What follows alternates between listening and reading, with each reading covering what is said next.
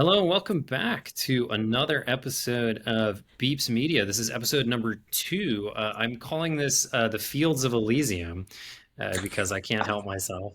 That's And fantastic. I'm your host, Nick Schaefer, um, coming back to you with the highest production values in video podcast history. But speaking of podcasts, we are joined today by my guest, Kyle of the Start Kyle Orton podcast. No relation. Hey, Kyle, well, thanks for joining us. Yeah, I'm glad you said no relation because there's always that when people find out that I live in Iowa and that I did have a neck beard at one point. There's always that moment of hesitation where like, is that him? Like, is that why the Kyle Orton thing? But no, I'm not Kyle Orton. I am Kyle Morris. Honestly, the name of the podcast, the name of the blog before the podcast, it's mostly been a running joke ever since the Jay Cutler trade. Like, I just wanted him to start over Brian Greasy, but it's just been my online name for so long, and the joke just gets funnier with time. Um, like, a lot of times I say something on Twitter and someone will yell at me and they'll be like, well, anyone who thinks Kyle Orton's a great quarterback has a terrible opinion. And I'm always like, why the fuck are they saying that? I Okay, mean, he was on pretty this? good. Is explicit okay? I say Yeah. fuck a lot. Sorry, Mom. It's no, it's fine. So I'm always like, well, no, say it to me. And then I remember, like, oh, because it's long transcended from being about Kyle into just being the brand for so long that I don't even think about it anymore. Well, yeah, I mean that's where beeps come from. I haven't written for BP Southside in a long, long time. BP Southside was shuttered to merge with the main site ages ago, and I don't know, just You guys BPSS used to was do a such great work on that local site. I miss the oh, locals. I do. I mean, I loved Zach Mosier was great what he did with BP Wrigleyville, and then you guys were great. You and Ethan used to love to read your stuff on oh, there. So thank you. I Yeah, do miss that. I do miss that site. Yeah, that was. I mean, I don't read obviously, much about baseball these days because it broke my spirit, and I don't read. I do still read some of my friends, my folks, but yeah, they definitely miss that site for sure. no, I mean we were lucky. I mean, we had James Fegan, we had Mark, who we had on episode one, we had Matt Adams, we had God, I forgot James was on there. Frank, Yeah, you guys were like there's some Colin rock Richard. stars on there, you know. The White Sox do not deserve the quality of online writing there is about the White Sox. I will say that for sure. I guess it So weeds out. I guess it weeds out the weak. it does, yeah, absolutely. But it's part of why I wanted to have you on to talk about the Bears is because I don't want to trap myself into just talking about the White Sox because who knows how many more decades it'll be before Jerry Reinsdorf lets somebody else take a stab at ruining the team. But just for background for those, I mean, I can't. I think most people who are watching this probably know me well enough to know that I'm actually weirdly not a Bears fan. I'm Chicago everything by dint of my dad, who's from Elmhurst. However, his dad was born and raised in Green Bay. His high school football coach was Curly Lambeau. So his he Okay, rooted for but the that's a pretty Packers good excuse and for moved rooting for the Packers. I yeah, thought maybe you were just one of those bastards because I mean, it was, in high school, the kid I always hated the most was the Panthers Cardinals. Because I actually grew up in Central Illinois originally. So like geographically, we were equidistant to Chicago and St. Louis. So you oh, so really yeah. you had a choice, like because I mean I grew up surrounded by with as many Cardinals fan relatives and friends as I did Cubs fans relatives and friends. But even the Cardinals fan friends and relatives were also usually still Blues fans, Oh, because that interesting. was still the closest geographical football team until the Rams came along. Every time that you'd run into the kid that was like Cardinals Packers, and that kid you just hated because it was like you didn't choose based on geography, loyalty, family, history. You just chose based on one loss record, and you're probably now like a successfully well-adjusted adult who hasn't been crippled with years of trauma, and that's just not fair. No, So it's to wild hell because with like those kids, but no, I'd say you're talking about the Packers fandom. Honestly, that's fair. Okay. yeah, and yeah, and the Cardinals Packers thing too is, I grew up in Connecticut, so even that, like, I didn't have any. I was Switzerland, like nobody cared about the White Sox, nobody cared about the Packers, which suited me fine. I didn't need to get into the Red Sox Yankees fights. Um, in my area. But the Packers Cardinals thing, and this is painting with a broad brush, you do get, I suspect you get a lot of certain types of people in that fan base who mistake good management and good fortune for some sort of like moral superiority or Well, something. and both of them, Cardinals, Packers fans can sometimes have that best fans in baseball provincial Cardinals thing too, where it's like we're just more wholesome than you, and we are classier than you, and a lot of really they're saying something other than what they mean, um, and it's a little uncomfortable there. And so there's a little bit of that too that can Yep. sometimes make that particular pairing excessively annoying. Not that Bears fans, I mean, anybody who follows me on Twitter, anybody who listens to our podcast knows that I am not a guy to ever cape for Bears fans. We are it being a Bears fan is truly its own kind of mental disorder. Um, Well, and like the thing is, as you know, I see so many, I get a disproportionate amount of Bears content on my socials because of all the White Sox people I follow already and talk to. And even with really, great fans or people I talk to or friends or whatever it is, I have to tread really carefully because Bears fans have such a hair trigger about the Packers. And I suspect, certainly anybody who's born after 1980, the experience has been very one directional where like I don't have a lot of energy about the Bears other than when I get like I feel like when I get like attacked for it's like oh like yeah, Jordan Love is like a terrorist or something. It's like dude, he's just a guy, man. Like he's just a guy trying to play some football. Like it's not his fault. Please leave him alone. Please leave me alone. It's not my I'm fault. always general now, unless like I said, unless they have the dreaded Cardinals Packers two like that pairing. If I find out that those are your teams right off the bat, I just instantly dislike you. I knew a lot of Cubs Packers. I knew a lot. I mean, I actually got along with my Packers fan friends generally pretty well for the same reason you said. Like, there wasn't a lot I could say. There's not a lot I've ever been able to say. Like, and they were never really into the rivalry either because it would have felt, I think, patronizing to them to even pretend like it mattered. I think it Um, used to be. I remember seeing this line. I wish I could remember where I saw it, but this was back when the Yankees, before the Red Sox, I think 2004, before the Red Sox like fought back and actually landed some meaningful hits on the Yankees. It had been like 80 years of very one-way dominance in the Yankees' favor. And someone was like, "Oh, the rivalry." And somebody said the Yankees and Red Sox have a rivalry the way a hammer has a rivalry with a nail. Like it's just not. yes. It's not like the nail is furious, so the hammer is just kind of going about his Yeah. business. That's what The Yankees Red Sox is like.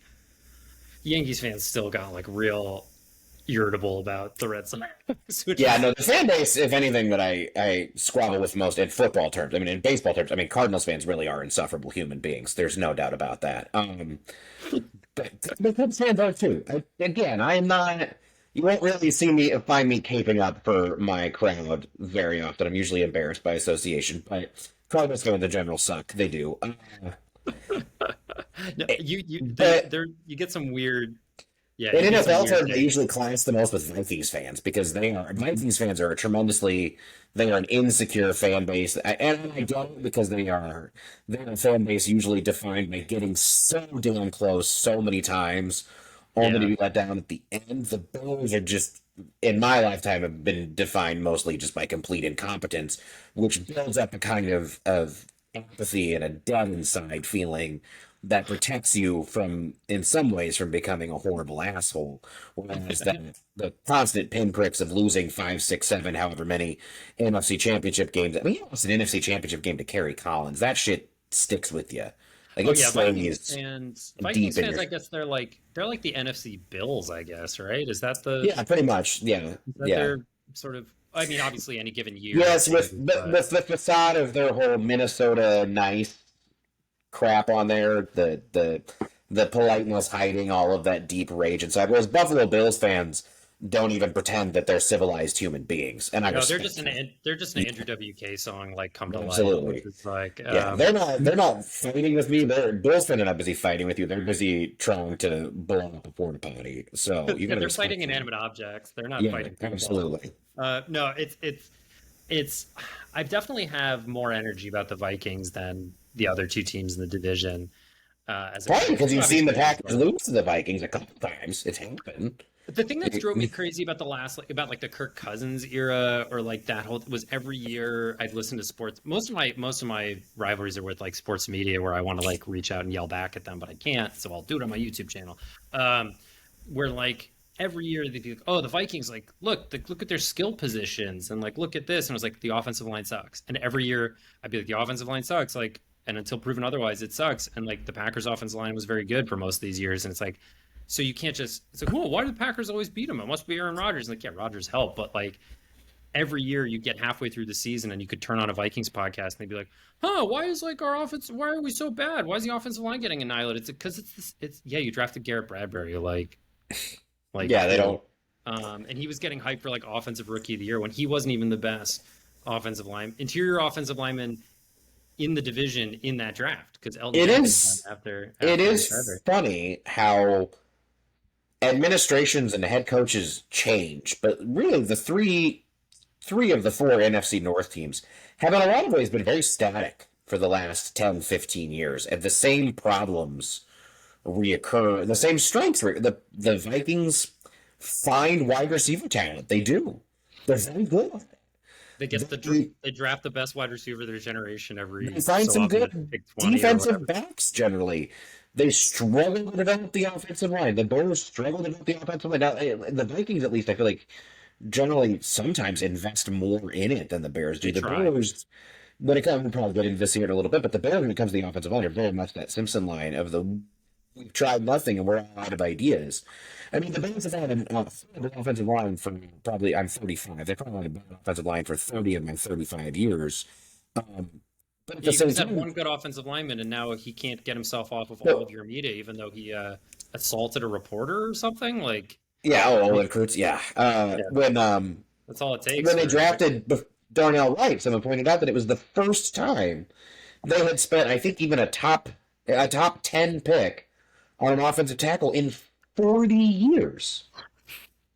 And And it's it's like, like, well, there's your answer, man. You don't these things don't just happen by accident. yeah, I mean, because you could justify, and I forget, because I don't know football nearly as well as I know baseball. So like a lot of my examples are going to come from the Packers. That's what I know best. But like if you're the Packers and you say, well, we found Bakhtiari in the middle of the late rounds. We found, I don't know, they had a really good generation of offense, like TJ Lang or whatever. Like they had these guys they're finding late. And so it's like, yeah, we don't need to draft a tackle in the top 10. We're doing just fine. Right. But if you're the Bears, and this is, I mean, before Fields and before Wright, all you could hear is wailing and gnashing of teeth, certainly of the fans, of like, our offensive line always sucks and our quarterback always sucks. And it's like, yeah, you guys have never tried. Those two Like, things are yeah, those two you've things never are tried. are related. I mean, Jay Cutler, look, after years Yeah. of after years of therapy, and by therapy I mean my wife mostly just telling me to get over it. I have come to accept that there was probably never a scenario in which Jay Cutler actually panned out. But it's worth noting that like the 2 seasons in Chicago where he had even an above average offensive line was scoring a lot of points. Like he was pretty effective. Um, and those were the only 2 years that they really tried. I mean, the Mike Martz era, they combined. I mean, Mike Martz, who the one thing that anyone, if you, it's been long enough that a lot of the youth don't even know about Mike Martz. But if they know anything about Mike Martz, they know that he played in a system that was famously responsible for getting quarterbacks bludgeoned to death. Kurt Hmm. Warner has admitted that there's that middle lull in his career where he literally just needed to recover from brain fog, from being sent into oblivion. But Mike March, I don't know how they're good Rams offensive line. The system as it is just gives up those sacks.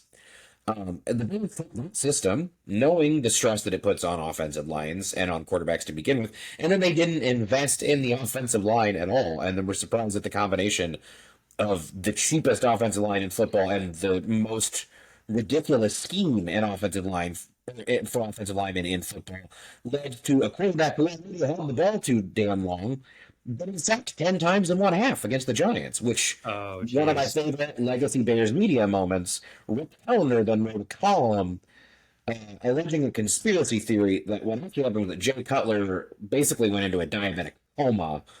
His blood sugar was low, and that was why he was sluggish and couldn't get the ball out. That was why he got sacked. And he wanted answers from the Bears on when and how Jay Cutler's blood sugar and all this declined. It's still one of the Oh, single dumbest gross. columns I've ever read. That actually happened. I swear to God, if you ever find my old blog, and I honestly don't. I mean, I've grown beyond a lot of what I wrote when I was in college. But if you ever find it, that one is on there where I'm just like, this is, Uh, even for that's Rick Teller, this is an incredibly stupid column. But That's nauseating. No, I think, I mean, sort of to the extent that I'm going to impose structure on this, because I feel like you and I could probably do several hours on structured completely. Is like, to me, my sense as a Packers fan, I want to know if this is true. okay. Because I relate, I think I find the Bears really sympathetic, not just because I have so many friends who are Bears fans, but because they remind me so much of the White Sox, where you have this. I mean, the McCaskies have owned the Bears longer than Reinsdorf's on the White Sox, but Reinsdorf's on the White Sox since before I was born. So for my life, it's kind of irrelevant, which it is, and the NFL's changed so much in that last 40 years anyway. But it's like you have these owners who treat the team still like it's a mom and pop business, and you have them as last episode. The theme I had for the White Sox was learning the wrong lessons from history, and I do think the Bears are like slaves to this really stupid past where yeah you had the 85 Bears, all-time defense, super cool run, running and defense, which was the model, the ideal model for most of the league for a very long time, but hasn't really been since what, like the Terrell Davis Broncos, like maybe the I would, Giants, like kind of like the Giants with their front four and that I mean, I don't know, that you still eight-man find Broncos, like it happens. you still find the occasional like outlier. Um, although I actually consider Seahawks. this, I actually consider it kind of an anomaly because even though I mean obviously the game was more run oriented, defense oriented. If you look at the '80s, I mean, for all that there were the '85 Bears, for all that there were all that, I mean, the vast majority of Super Bowls between 1981 and 1995 are won by Joe Montana. They're won by Steve Young. They're won by Trey Aikman. They're run by John Elway. I mean, even then, you didn't see that. Like the reason the Bears won one Super Bowl and not three is because Jim McMahon couldn't stay healthy. Because even then you needed the quarterback. And there was a little lull towards the end of the '90s and the early 2000s where Elway retired, Aikman retired, Marino retired.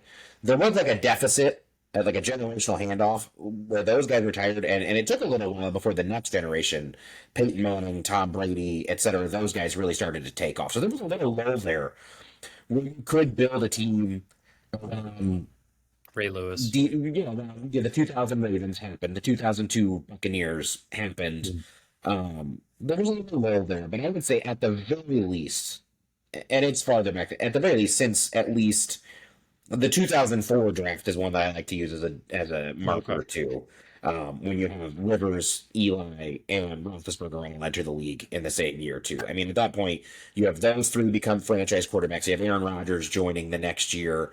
You have Tom Brady at the height of his powers. You have all of that. And at that point, it becomes very, very difficult for anyone who does not have an elite quarterback and an elite passing game to win a Super Bowl, to consistently compete for a Super Bowl. I mean, because in the NFL, really just like in baseball, it's about how often you punch your ticket Mm. into the playoffs. That's what determines how often you even get a chance of winning the Super Bowl. And while we have seen, people will still point to a handful of teams like the 2015 Broncos are an outlier, where yeah, the great defense carried them to a Super Bowl. But if you look at the teams that have gotten multiple chances, the teams that ultimately punch through, they are all built around a consistent passing offense, and that stays consistent on a year-to-year basis more easily than defense does. And So it's even been at least 20 years, at least.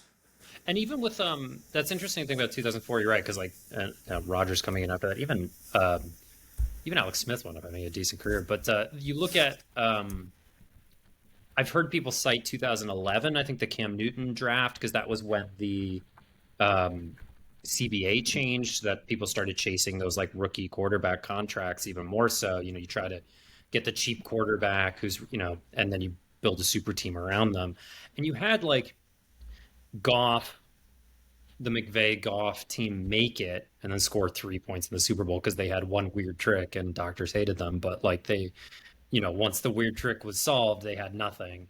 And then you have like the 49ers moving heaven and earth to get off of Jimmy G because they realize like, hey, once it's one thing for us to scheme up these like average guys or these cheap guys who are 15th to 25th in the league at quarterback.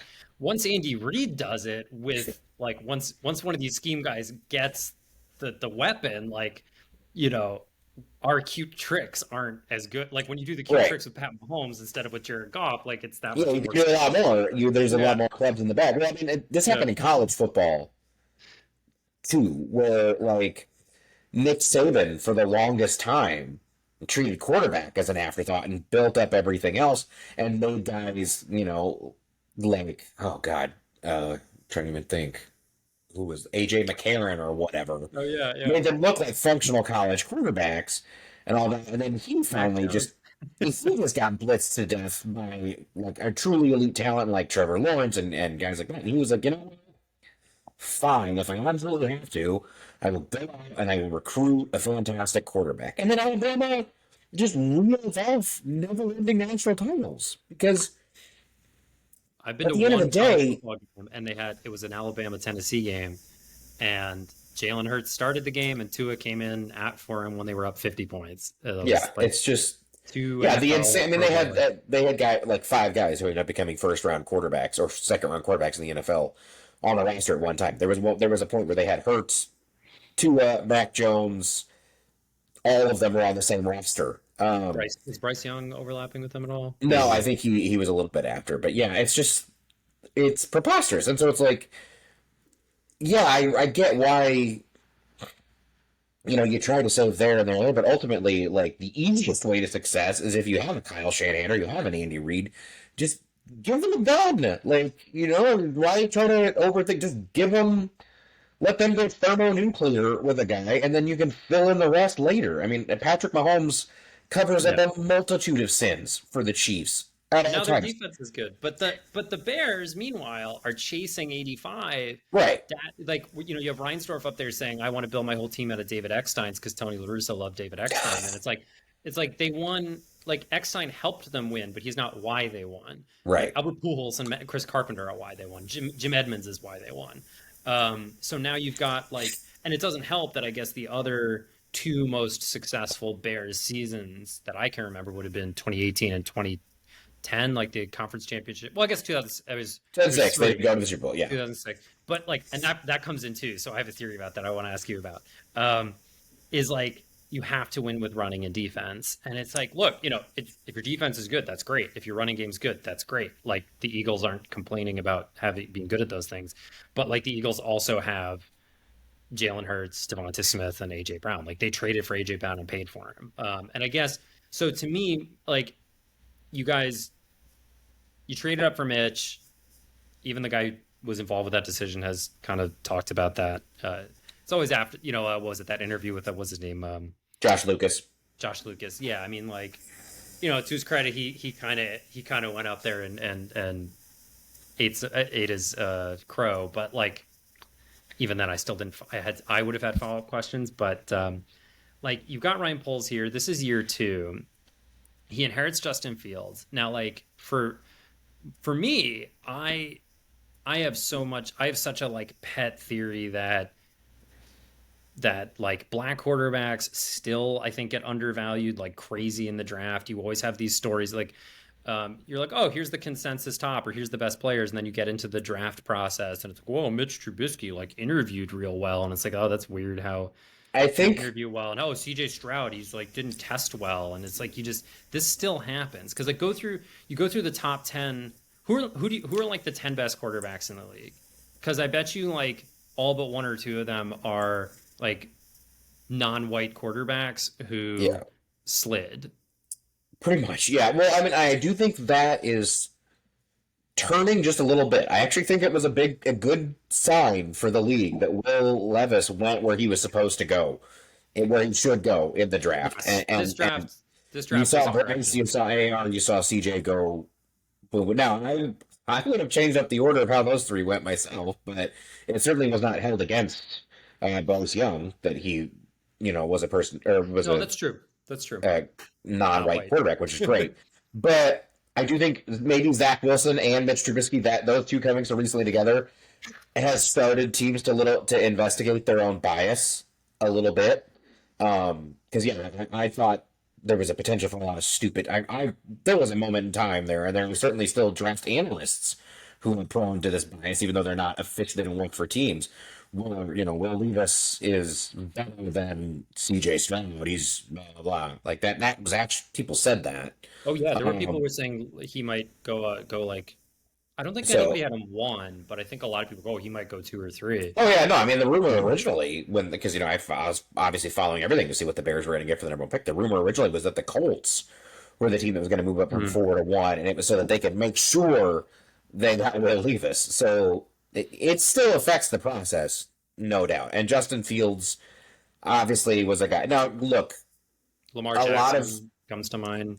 a lot of the knocks against Fields in the draft process have proven to be issues for him in the NFL. People did point out that he is relatively slow to get rid of the football. He does struggle sometimes with throwing with anticipation.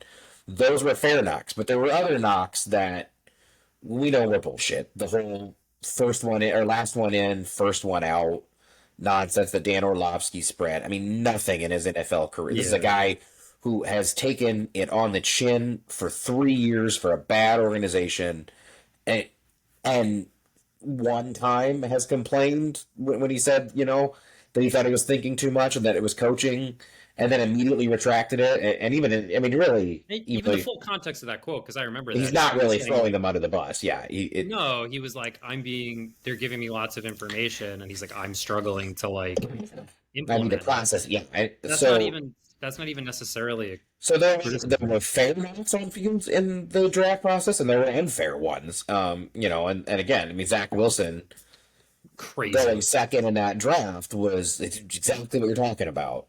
Now it feels like obviously Deshaun Watson, we've learned more about him since the draft. But like this Fields wasn't. I mean, I think because I remember Watson, there were some like physical traits that they were like dinging him for leading into the draft. There was like throw velocity stuff or something like that. Where it's like, what was weird to me about Fields falling behind Wilson and Lance was, and obviously, like I don't mean to make this entirely about race. I'm not qualified to speak about it. It just seems like a trend in the league. But like Fields wasn't just like he wasn't Brandon Whedon, right? Like he wasn't this no tools, all polish. He wasn't Mac Jones. He wasn't like these guys who are just, yeah, he's in an amazing college system and he's putting up huge numbers, but like we don't project him to physically hold up in the NFL. It was like there was no argument for Zach Wilson over Fields, just none. There was no, it was like his numbers were worse. He was smaller, like slower, worse competition. Like just there was just nothing there. There was nothing there that you could argue. Fields had like in a normal year. I feel like most years Fields would probably have gone one. You put him behind Lawrence, like whatever. That's so like I just thought that was the easiest pick in the world. Um, so I'm putting my cards on the table. I always thought Fields was just going to be really really good, especially once it was how it was clear how his running translated to the NFL. I mean, it's just like such a weapon. Um, but like we're seeing with Bryce Young, like his size is a real problem. Justin Fields doesn't have that issue. Like arm strength, deep ball, like character, all this stuff. Like he won in college. Say what you want about Ohio State and his receivers, but like it was just it was so. I thought it was finally like, oh my god, the Bears finally pounced on everyone else being stupid. This It is felt, amazing. yeah, on draft night, it really felt like the Bears had benefited from other teams pulling a Trubisky. Like it felt like for once they benefited from everyone else's stupidity. Yeah, like you said, that was my feeling then. Yeah, absolutely. So, but then all right, we've got all right. Ryan Poles reminds me so much of Rick Hahn already, so much of Rick Hahn already because like his the one move of his that I think you can say is like the easiest for me to understand and that I would agree with is like that was a good move was like trading down out of one. If you say, all right, we're keeping Fields, we're trading down out of number one. And granted, like Stroud and Richardson look really, really cool. So, whatever. But like good for you for not just kicking the can down the road for that pick. stick with Fields, get him an offensive lineman with the pick you trade for, and trade for DJ Moore. You get him some wide receiver help. We were talking about this right before we started recording. He made that move. I'm calling that all one move. And he traded the number 32 over pick for Chase Claypool. Those are all attempts at helping Justin Fields. They all came after a full year of him having, if not the worst supporting cast in the league on offense, like so close to the worst that the distinction is meaningless. Well, Right? Like, I did research on this going into the year, and I researched the supporting cast of, I want to say, 50 second year quarterbacks going back. I went to 2008 because that was when Matt Ryan and Joe Flacco entered the league. So I went to back, well, I guess 2009, I guess, because I was looking at their second years. And so I know people have their issues with Pro Football Focus. I do at times too, but they really do good work in a lot of ways. If you just, if you try to understand what you're looking for. they're trying. But I looked at I don't mean that in a mean way. Like they're I looked trying at the pass protection grade basically of the top 5 offensive linemen in terms of snap counts for each quarterback. I look at the receiving grades, which receiving grades are supposed to be quarterback independent. Like they're not measuring how many catches, they're how often did you get open, basically, plus did you catch the ball when it's thrown to you, etc. Receiving grades try to be independent, etc. So Fields was, and I also looked at um, did the quarterback have to go through a coaching change from year 1 to year 2? Because we know that's difficult. And I looked at how many free agents of note, and by note I basically said, was there guaranteed money in multiple years of a deal? Was the total value of the deal more than 10 million, et cetera? Because that's when you can usually filter out a guy that, like, obviously a team thinks this guy's a starter versus, signing Byron Pringle for 1 year and 4 million. You're not expecting a lot out of that. That's not really a move to support Fields, no matter how much some idiots on Bears Twitter, never forget the guy who shall not be named, who referred to Pringle and Amir Smith-Marset and all those guys as the Legion of Zoom. Oh man. Oh yeah, wasn't Byron, this is gonna be a Packers obnoxious. It was like I remember seeing a lot of Byron Pringles better than Christian Watson stuff Oh yeah, for at the sure. time. And Absolutely. Yeah, it was out I there. was like, There was a lot Watson's of a tools goof, but like there was a lot of Bears delusions last year about that supporting cast and what it was going to be. And I was like, you guys are setting up Fields unfairly, because what's going to happen is he's going to struggle with these dog shit weapons, and your own words are going to be used against you because people are going to be like, well, you said that Byron Pringle wasn't that bad, so what's the deal? Um, but yeah, no, anyways, he was the only quarterback out of these 50 guys, who had a bottom 5 pass protection, bottom 5 receiving unit, had his team added not a single starter contracts offensively in free agency entering that year. His team made him go through a coaching change, and they did not spend either a first or second round pick on offense. In dude, all of the ways that you can help a quarterback, by giving him good blocking, by giving him good pass catchers, by signing free agents to build around him, by drafting players with premium picks to build around him, by giving him continuity of scheme, they failed on all 5 levels. Most of them on purpose. dude, it was, and this is after his rookie year, Where he, where I where think, like I'll never forget the Cleveland game. Nobody will. That was national media attention, but I was like seeing Matt Nagy, who's like the offensive guru or whatever, like just running empty with no help on blocking on Miles Garrett and Jadeveon Clowney for your rookie quarterback's first game your was rookie just like quarterback, who, again, the so good. one true And he knock holds on onto the him ball. is that he holds on to the ball. So you should have been scheming up 3 tight end sets, play action deep shots, bootlegs, all of this stuff. And what they asked to do is they're like, fuck it, we'll put him in the gun, we'll put him in empty, get one read or die, kid. And then they were surprised that he died.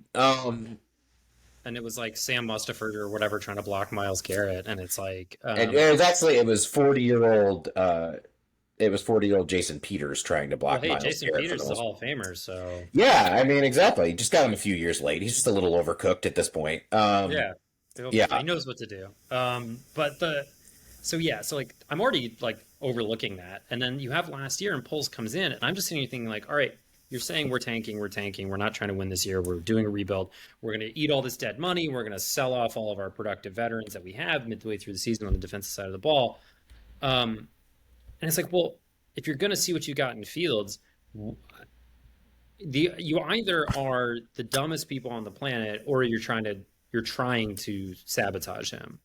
I Either seems plausible to me right now. I think either is possible. so I think I will give Ryan Poles this. That was Go not on. an easy situation for a first year GM to walk into. Ryan Pace was fantastic at kicking the can down the road, um, and writing, future checks, however you want to phrase it. So he came into a situation where he did not have his own first round pick. Sure. He was hamstrung with a lot of bad contracts and had to make a tough decision about basically whether to carry a significant but not crippling amount of dead cap space every year for the next 3 4 years, or just eating it all in one year like he did. So he was in a bad situation there. Mm-hmm. No Um, argument but, there. but I still think there were ways to. Amari Cooper went to Cleveland for a fifth round pick that year. There were ways to find ways to help Fields without, in my opinion, crippling the long term plan. Yep. You But you either could have. way, I don't think he intentionally meant to sabotage Justin Fields so much as he kind of Avant Drago'd him. He was like, if he dies, he dies. It was like, look, one of two things is going to happen. The kid's going to wilt and collapse immediately under all of this shit, in which case, whatever, we'll start over, we'll draft a different quarterback. Or he's going to prove that he's worth building around. And I think that almost sounds like a good idea on paper until you remember that these are human beings. And this is a game built around reflexes and instincts. And that Yeah. even in a year where he did show some progress, you're still teaching bad habits when you're Well, letting a guy he got get hit in the head a clobbered. lot. He got hit in the head a lot specifically. Yes. And when you're letting a guy get clobbered, but you're also teaching bad habits in that, like, we still want Justin to throw with more anticipation.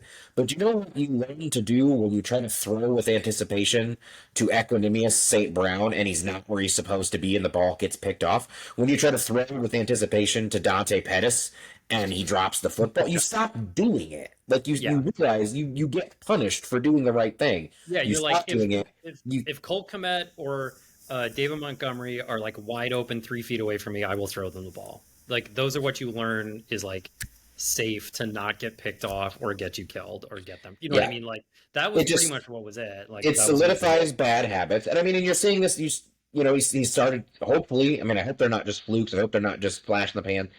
Hopefully, he's turning it around and he's really starting to level up these last 2 games. But you thought in the first month of the season where, like, yeah, you've got DJ Moore now. You've got some guys who are open now, and he's still hesitating to pull the trigger. He's still hesitating with anticipation because you can't just push a button and undo that and say, look, you've got help now. Go use it. Throw with anticipation. Be Tom Brady. That is shit you have to learn. It's shit you have to rep. And so many of the reps that he got last year were useless, or even worse than useless. They were actively harmful to his development. and you got so part of why like this fits in with my like the Bears are still beholden to their idea of what a team the only way you can win is you can say yeah Poles was like look he was in a tough situation but the expectations were basically the only thing should have been trying to do was keep Fields from getting injured or developing bad habits, just like help him progress, right? Yeah. And I don't think it's really hard to take a unit that's really really bad and turn it around in one season. That's very hard to do. Um, but if you're coming in and you say, aside from like Roquan Smith or whatever, like I don't have players on either side of the ball, and you get to pick which side of the ball you're going to put him in. Put him on the offense because, like, who Right. cares if the defense is bad? It was bad anyway. The defense was really bad anyway. And so you hired Matt Eberflus, who was like a defensive coach who I guess was supposed to be like a CEO type, and you brought in Luke Getsy, who I'm so far the data suggests to me that I would be very careful about hiring Matt LaFleur assistants because Well, I think actually, the thing that really stuck out to me, and I didn't realize, I must have been a fault because I research these things pretty thoroughly. I didn't realize that Luke Getsy is arguably not even what you would call a Matt LaFleur assistant. He is a Mike McCarthy assistant that Aaron Rodgers and Devontae Adams insisted that Matt LaFleur bring back as a sop to them. But he was just a So quarterbacks coach, right? right, For he was a receivers coach and then a quarterbacks coach, and but again, he was one of those guys that basically he was a let's try to keep Aaron Rodgers happy hire is what he was. right. He's And not but if you're he's not a saying Matt LaFleur guy, and he's not tied into the Matt LaFleur. He's really not part of that Shanahan scheme. And if his passing game and the stuff that he does makes a lot more sense when I found that out the McCarthy because thing, it looks yes, it looks antiquated. It looks like 2006 Mike McCarthy slot slant bull or slot flat. Wow, ooh, slant flat bullshit. And it's not tied to the run game. Like I mean everything. Again for the Packers fans, I will say I don't think Jordan Love is very good, but one thing I have a ton of appreciation for this season is I think Matt LaFleur actually is because yeah. the way that guy designs his run game and then the way he designs everything that he does in the passing game based off of what he does with that run game makes him very hard to defend. And Matt gets or Luke Getzey, Matt, I think I called him Matt because of Matt Nagy, because that all just flows together at this point. And But LaFleur, Luke yeah. Getzey doesn't do that. Like nothing. The play action doesn't look like the run game. The passing game, the concepts don't go. It's like we Matt Nagy had this problem a lot too. My friend and I refer to it as playing Madden, where it's like there's not sequencing. There's not a game plan. You are wheeling through your plays, and you're just picking one in that moment. That like, oh, maybe that'll work. And you actually you have to have a plan. You have to tie these things together. You have And to make one thing look like another and keep the defense guessing. It's so you have to be proactive on offense, and they're so reactive, is what it really feels like. yeah, because like even Nagy had like Andy Reid's playbook, but like, you can give like if you gave me a race car, I'm not. You could give me the best race car in the world. I'm not winning a race with it. I don't know how to drive. I don't know how to drive a race car. Like so, like I mean, Matt Nagy probably more qualified to be a coach than I am to be a race car driver, but like you know it's not like a like does your playbook is it like harmonious, and then b do you know how to like play this instrument, do you know how to like write a song with these notes, like it's to me that makes sense. I think to the extent that I call him like a LaFleur assistant, it's like if the reason he got the interview and the reason people are like he's a hot up and coming candidate is like who are the good offensive coaches, let's get their assistants and like do this because like that's what a lot of the league seems to do. Whereas Eberflus, it seems to me, came in and is like, I run the defense from that you remember from when you were last good, and I can do all of the football soundbite stuff that you love. Like, I think it was Drew McGarry, who I'm pretty sure played football at like a reasonably high level. Maybe I'm mistaken, but I think he wrote in one article that he was talking to some NFL players and was like, the coaches who the people the organizations that think they're going to get an advantage by being like we're going to try harder and we're going to be hard asses and we're going to like hustle more, um these are pros, like these are professionals, and obviously look, it's an emotional game, it's an effort game, so like more than baseball you can like be more than the sum of your parts if everybody buys in and is like playing for each other and trying really hard. I don't think that's like nothing, but if that's like your that's step one, if that's like your what you're bringing to the table, and you're punting any strategic advantage that you have, any tactical advantage, any x's and o's schematic advantage that you have, you really need to just have more, I don't know, more talent or something. Like you know what I mean? Like I don't know what Eberflus where we're winning with him, like Right. what he's bringing to the table, especially when you're like, well, the defense is yours. Here's your handpicked defensive coordinator. Oh, he's a creep, and we're going to get rid of him and not replace him. Like it's just I'm struggling to figure out like what he's supposed to do well, and the only reason I He think he's here is because he either polls. There's this thing about polls. Maybe was given a choice of like two or three people, and he just picked Eberflus of those three. But like either way, it all seems to redound back to him like sweet talking the McCaskies he with like yeah, it old timey football stuff.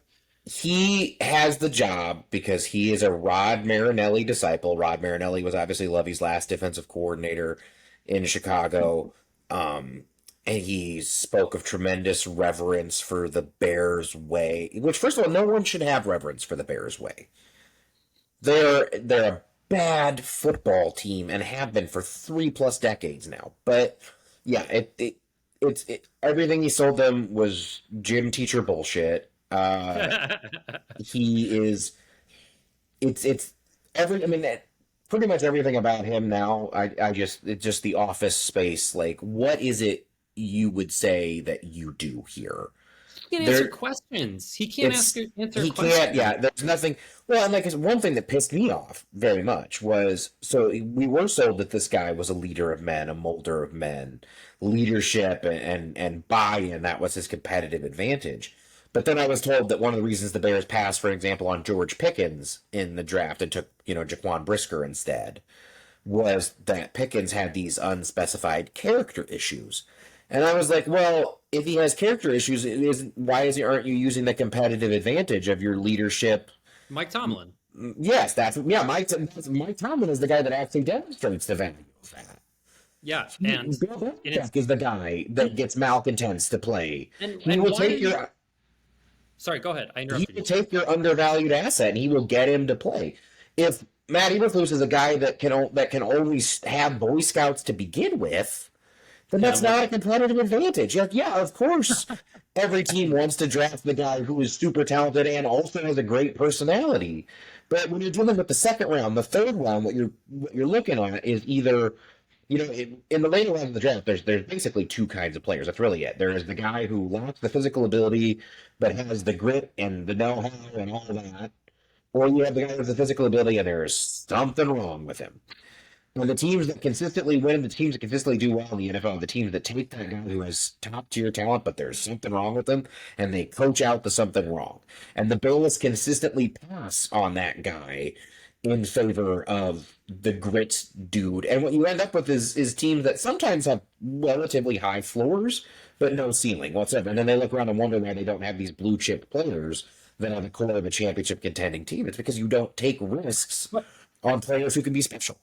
but ironically, like, and here's where the grand strategic vision doesn't fit together for me at all. Beyond like polls screwing up individual evaluations, like polls drives me nuts because like he's coming in and he's like, well, we gave Fields talent this year, so we'll see how he does. And it's like, you gave him two guys, you gave him two new players from last year, big upgrades. One's a rookie tackle, so like Yeah, measure your expectations accordingly. And you brought in I know we're coming off, like, we're recording this the day after DJ Moore had like a historically huge game, but like overall body of work, and it's hard to tell because he's had crappy quarterbacks. DJ Moore is probably somewhere between what, the 10th and 20th best wide receiver right. in the league.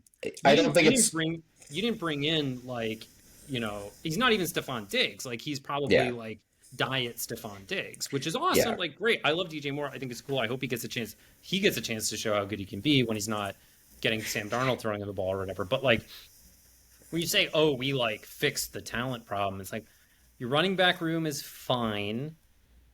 Your wide right. receiver room is probably the 20th It's best in the league, it's an 25th. average supporting cast, which again by Bear standard that's huge. Is it? Is I supporting yeah cast include the offensive line? yeah well that's fair on paper what they were in the season with average Com- supporting cast in my opinion. Komet's average-ish, Komet above is average, whatever. Komet above is to average. me is like the median NFL tight end. Whatever Yeah. there are as many above him as there are below him. Wherever you want to set But that, he's. how do But you it's pass on Pickens and then trade for Claypool, but then right? you Like, change what, well, and right? then Which, yeah, there's like, well, that's and weird to me. That's incongruous. Like, and then I'm just gonna. This all goes back to my thing about like with the grand vision, where it's like if you're gonna be bad, but you have this one quarterback that you're invested in. Just reading off this draft: Kyler Gordon, Jaquan Brisker, Velus Jones, and then trade. I think they traded out of their fourth round pick, and took. Maybe they didn't. They didn't have one. And then you've got like, oh, he traded, because I remember he traded down a million times, and then he had like a million sixth and seventh round picks. well, And I was yeah, like, and I think they drafted those sort of those tools guys that you were talking about. And I was like, I understand why you do that as a value proposition, but like in context of what you're doing, you like Fields had absolutely nothing last year, and it's a miracle he wasn't completely destroyed. And now it's not just last year, you're at a deficit heading into this year because you didn't right, add to the offense at all last year. You're trying to do it all in one offseason right. and go from zero to, and so now you've traded the 32nd pick for a receiver you couldn't use. And now you've got, Darnell Mooney's like cool. Like, I think he's a fine wide receiver too. But I'm just looking at this and I'm like, why why'd you take two defensive backs with your highest pick? And then is all right, here's the thing I teased earlier that I'm curious about, being slaves to their dumb history. Did they take Velus Jones because they're trying to get the next Devin Hester? Because he was a kick No, returner, right?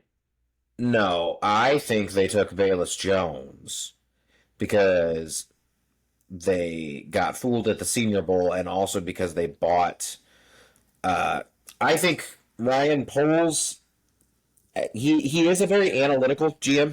He does put a lot of emphasis on analytics. His definition of analytics is a little different than mine. I think he puts a lot of emphasis on like athletic analytics. Like he's looking always at like comparable. He's looking for comparable athletic specimens to successful NFL players. Um, and I think the numbers spit out and told him that like, hey, Valus Jones physically is very similar to Debo Samuel. And it's that's true. He's just not good at football. And And that's to me a red flag in the process. But maybe the athletic score doesn't calculate that one. I don't know. but, but why is that the guy? If you're going for, I mean, first of all, he was really old to be like a tools goof. If you're going to do that, but also like you put in no coaching infrastructure to try to maximize that guy. Debo doesn't really. You're not running the San Francisco offense. Granted, anybody who could just dump the ball off to and he runs through the whole defense like fits in any offense. I get it, but like you're not. I'm going to just compare it to the Packers. The Packers often draft for like RAS score and traits and stuff like that. Like they drafted Rashawn Gary, who was not a production guy in college. They did it again with Lucas Van Ness. Like Christian Watson is a tools goof. He was not a production guy. But like you're not in a situation where you have like three NFL players on a unit. Like you're still bringing those guys along. And granted, the wide receiver room was weak last year for the Packers. But that was with Aaron Rodgers. You weren't going to screw up Aaron Rodgers' development or Right. anything with like rookie wide receivers. So like, and you still had, if they were healthy, a top 10 offensive line. So it was like you weren't, you know what I mean? Like you're bringing these guys along So in the that context of like a room right. that like they can Yes. afford to learn. It's a big Luke Musgrave's swing. another tools group. It's a big swing when you have absolutely nothing. Like you're um well, and the thing about the Packers is having had a franchise quarterback for so long that gives you so much wiggle room that you don't have elsewhere, and that allowed them to, you know, to be more of a BPA organization. Because, like, you know what, if we have a year where our defense, we need a defensive tackle, but I don't love this crop. And you know what, if we have a year where our defense is below average, Aaron Rodgers is going to score 35 points a game anyways. And it lets you avoid making colossal mistakes. Whereas the Bears, if you don't have that franchise quarterback, you don't have that like guaranteed playoff contention every year. You are always drafting to fill out the depth chart as you need it Yeah. right then and there, and that's where mistakes tend to happen. What the Bears needed to do, like you said, was because I get on arguments all the time with Bears fans who are like, "Well, Poles couldn't do it all. He couldn't fix Ryan Pace's mess in one offseason." And I'm like, at no point have I ever asked him to. No. At no point have I been mad that the Bears are not in the playoffs the last two seasons. It's just have a plan. If you're going to build and you can only build a little at a time, target one position group, target one side of the ball, get good at something, and then fill in the rest. And so if you built up an offensive line, if you built up a wide receiver core, and Justin Fields became and you knew after last year, having seen him in good situations, that Justin Fields is the guy, then you can go all in this year on using that cap room, using those draft picks to just get defense everywhere you can. But now you've pushed back the actual evaluation on Justin Fields one more year. You don't know what you need. You don't know what you're good at. And he's getting more expensive. Like if It's it's just one you of those just types of yeah. You people, have like to like but that's just so weird. Like, why did they take two defensive backs to start the draft last year? I don't even care. Like, I don't even care. yeah. Like, even if Jaquan Brisker's freaking Ed Reed, like, I like what it doesn't. He's not. Defense I is can tell just you that much. He just well, talks like him. no, yeah, but like, I'm just sitting here and I'm like, look, Velus Jones was. I mean, maybe you just suck at evaluating players, which is a problem. Because like, even just as a Packers fan, Romeo Dobbs went in the next round. Romeo Dobbs is not AJ Brown, but Romeo Dobbs is good. He is he's as good as like you wouldn't need to trade for Chase Claypool if you had Romeo Dobbs, right? Like you just you'd say we have DJ Moore, we have Romeo Dobbs, we have Darnell Mooney. That's good enough, right? Like that's good enough. We can direct our resources elsewhere. Right. We could take, and then you can take whoever was at 32. Well, the thing is, Romeo Dobbs though is not a tools freak. He's just a wide receiver. Yeah, well, And if you're Ryan and if Poles can't dream about turning him into something. He just has to evaluate what he already is, and that's not fun for him. no, it's just he would have just helped Justin Fields right away. And like I don't know if you're.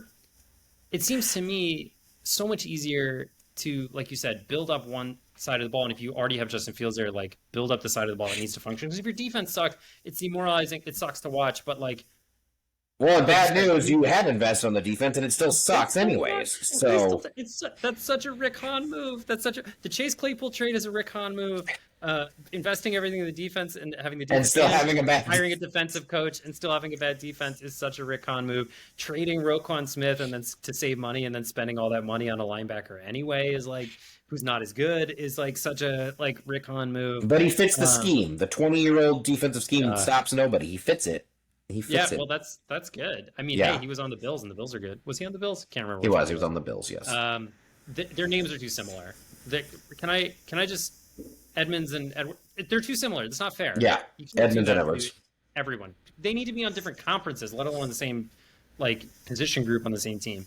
No, it just drives me crazy. I see you guys suffering week in, week out, season after season. I'm like, this stuff was all preventable. Like you didn't need to like imagine like change. If you had addressed the offense last year and you came in with the number one pick, which I know, all right, I'm already doing counterfactual stuff. Maybe you don't get the number one pick if your offense doesn't suck so bad last year, but whatever. You have a top 5 pick. You draft Willie Anderson. And how different is the team? Like you have Romeo Dobbs instead of Velus Jones and you have Willie Anderson instead of, I can't name a single player on your defensive line. Can't name one. Let's say, you take Abraham Lucas or Bernard Rahman at offensive tackle instead of Brisker or Gordon. And you don't need to use a top 10 pick on a right tackle like Darnell Wright, much as we love him. And you actually are free to take that risk on Jalen Carter. How much different does this defense look with a massive Aaron Donald-esque disruptor at the most important position in the entire scheme? And I'll give him the Darnell Wright pick. I watched the Darnell Wright pick. I was advocating for the Darnell Wright pick. But even then, I was mad that they had pigeonholed themselves to where they had to. They had to. A choice. Yeah, I mean, Jalen Carter is tough because I am willing to forgive any team who's not willing to take him because he killed some people. But yeah, I mean. The NFL doesn't seem to care about that, but like, it does if you want to be picky, fine, all right. Yeah. Like you never killed anybody, okay. But yeah, I mean, it's. I mean, I guess this leaves me because, like I said, I want to because in minute 59, I'll set up our guest a little bit here. Like Kyle always drew my attention because he was actually like combing through data, and he wasn't like saying. Like, I've distilled all of sports into like this one thing. This one number has solved the sport. But he was like, hey, I think this is interesting. Like it was like Jordan Addison. You were like, nobody with his 40 time and size has ever, like, other than like one guy has ever amounted to anything. And you were like, I'm not saying Jordan Addison's doomed, but like, this is weird. Like that a receiver this small and slow is getting this much hype. And I'm interested to see how that plays out. But you were doing that with quarterbacks. You were doing that. So I always thought that was interesting. So when I think it's actually, I don't know. I'm a historian by education, I guess, if you will. My master's degree is in history and my jobs are all research oriented and stuff. And so I use analytics, but I use analytics in a historical context usually. I'm very much like, so one of the things that really started with me was the Josh Allen pick, because and I ended up being wrong. Mike says there's no way Josh Allen's going to be a success. But everyone said, well, you can coach a guy up, you can develop a guy, and I was like, has that ever worked? What is the history of these guys? And so I have the spreadsheet that we still refer to on the SKOdcast as the spreadsheet, and it's got every quarterback prospect going back 30 years on it, basically, with all the college data that I could compile on. So I was like, what over and so my research up to that point, it's up until that point, like there are certain benchmarks in terms of completion percentage where no, historically nobody had ever developed accuracy. And even since Allen, the guys that have been drafted trying to chase the next Allen have failed. Jordan Love right now is a guy that I think got drafted because of Josh Allen. Um, and he's had some success with the Packers this year, but he's got the lowest adjusted completion percentage of basically any quarterback with 100 attempts for the last like 5, 6, 7 seasons. And the guys that are close are not names you want to be associated with. Oh, and it's so weird because he's like not throwing picks, but he's like, and the offensive line is banged up, but he's missing open throws. He misses open throws. His passes are completely off target, which is not. It's just, and it was something he struggled with in college. The data said like teams very often convince themselves with the Kyle Bowlers and stuff of the world, the Jay Clockers, I can fix this. And history says that with the exception of one guy, you can't. That doesn't get fixed. So, do they do enough other things that if that never gets fixed, are they good? Because if they don't, and Jordan Love's a little mobile. Jordan Love's got a very strong arm. I mean, he does a couple of things really well. Maybe there's some wiggle room there. But, like, for instance, and they're clearly trying to build up, like, Musgrave and Watson, where they're like, maybe we get him some guys where you can do a San Francisco thing where you get him the ball and it doesn't, you don't need to be perfect. Like Musgrave will run over some guys or something. But that's where my thing comes from. Is I try to figure out like, here's my assumption, here's my guess, and then I dig into the numbers and I want as much history as I can. I go back. A lot of times I go back to 83, the Elway draft if I can, or I go back to 98, the Manning Leaf draft. I think they're like 83, 98, 2004. Those are the drafts I always try to go to because they're like defining drafts because that's Elway, Manning, Marino, etc. in one draft, or Leaf, Manning in one draft, or Eli, Roethlisberger, all those guys in one, Rivers in one draft. And so I try to like go back as far to those as often as I can. But yeah, I'm always trying to get as much history as I can because it doesn't make it impossible. There's always an outlier. There's always a Josh Allen. But I mean, history says if you've got 10 guys with this profile and 9 of them have failed, I'm not saying you can't do it, but you better think about how likely it is to fail and what the consequences are if you do. Amen. I think that's part of why I was always so drawn to your stuff. And I still think Fields should be really good. We're seeing signs of it again. Now that Chase Claypool is gone. Clearly that was the only issue.